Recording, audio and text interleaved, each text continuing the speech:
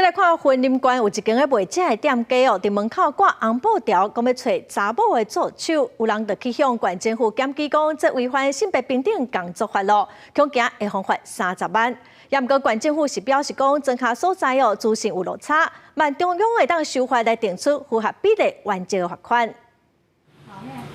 面搭的工作人员无用咧穿了，便啊挖到人客较济，定袂赴洗碗。头家就需要搁加请人来倒洗。不过最近云林县有一间卖食的挂红布条要请人，顶面刷写要请拄完工，后面将吸起来，甲相关单位检举。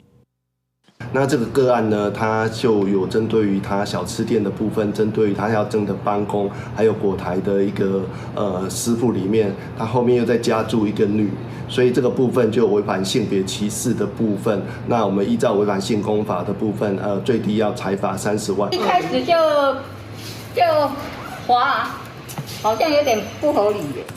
有云林早顿店讲，原来有真侪小生意的店头，若无设立违反规定，一届罚款30万，恐惊会直接倒打。云林县劳清处表示，希望中央会当修法，定出符合比例原则的处罚。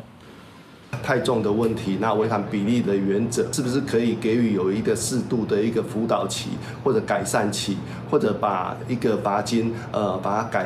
降低一点点。1992年的立法到现在的就业服务法就已经事项明定，它的罚则就是非常清楚啊。如果地方政府他没有去做这样的处分的话，某种程度上也有可能有相关的法律的问题。所以这部分如果